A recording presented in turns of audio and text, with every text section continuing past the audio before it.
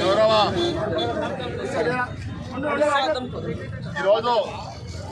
Working president KTR గారి పిలుపు మేరకు కౌడిపల్లి మండలంలో సురేష్ రెడ్డి ఎమ్మెల్యే నాయకత్వంలో పెద్ద ఎత్తున రైతుల పక్షాన ధర్నా కార్యక్రమం చేపట్టడం జరిగింది.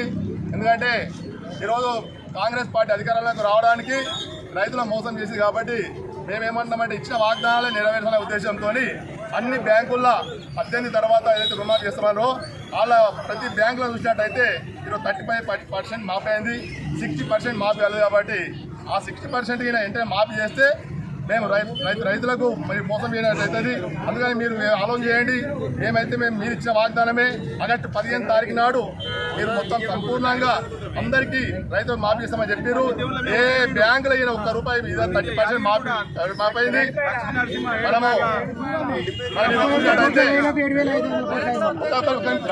ఈరోజు చూసినట్టయితే కౌడిపల్లి బ్యాంకుల్ని కోఆపరేటివ్ బ్యాంకులో మేము లెక్కల ప్రకారం రికార్డు తీసుకుంటే వాళ్ళు అధికారికంగా ఇవ్వమంటే చేయలేరు. మేము అన్యాచురల్గా తీసుకుంటే 1156 మందికి శాంక్షన్లు అయ్యేది ఉంటే దాంట్లో 690 మందికి శాంక్షన్ వచ్చింది. అంటే ఇంకా 500 మందికి రాలేదు. అవి ఎందుకు రాలేదు అనేది అడిగితే దానికి కారణాలు లేవు.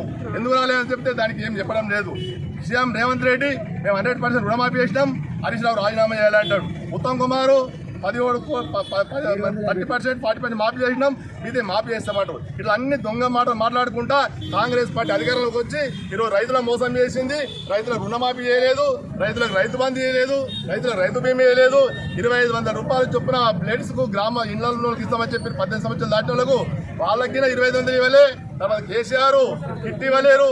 కేసీఆర్ రైతు బీమా 15 లక్షలు ఇస్తే దాంట్లో కులం బంగారం ఇస్తామని చెప్పడం జరిగింది.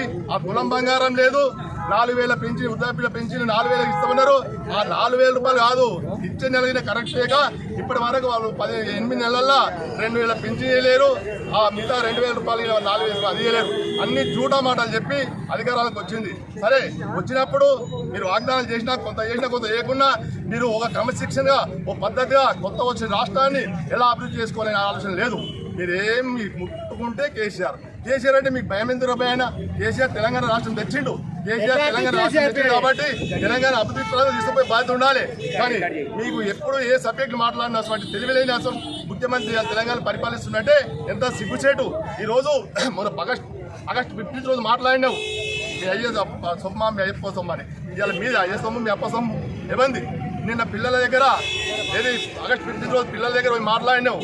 వాళ్ళకి రాజీవ్ గాంధీ విగ్రహం పెడతా అంటూ తర్వాత కేసీఆర్ చచ్చిపోతే కేసీఆర్ విగ్రహం పెట్టుకోవాలని అనుకుంటూ కేటీఆర్ అని నువ్వు అనుకుంటావు.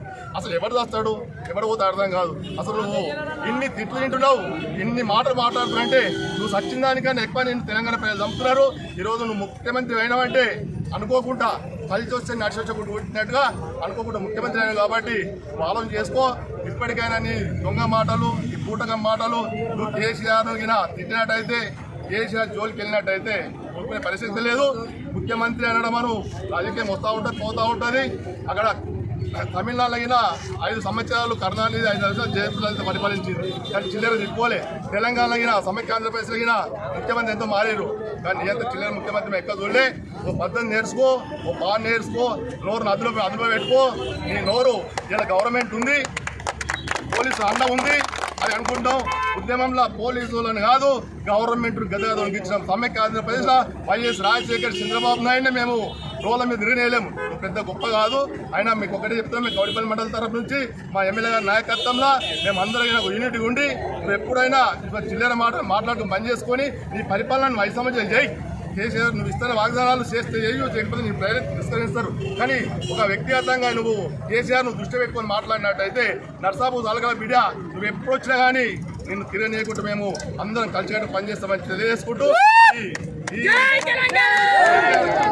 కేటీఆర్ గారి పిలుపేరకు మా సునీత లక్ష్మారెడ్డి ఎమ్మెల్యే నాయకత్వంలో ఇంత పెద్ద ఎత్తున కౌడిపల్లి మండల సర్పంచులు, ఎంపీటీసీలు, మా అనుబంధ సమస్య అధ్యక్షులు, రైతులు ఇంత పెద్ద తరలి వచ్చి ఈ కార్యక్రమం విజయవంతం చేసినందుకు నేను మండల పార్టీ తరఫు నుంచి అందరికీ నా ధన్యవాదాలు తెలుపుతూ ఇస్తున్నాను. జై తెలంగాణ. కేసీఆర్ గారి నాయకత్వం.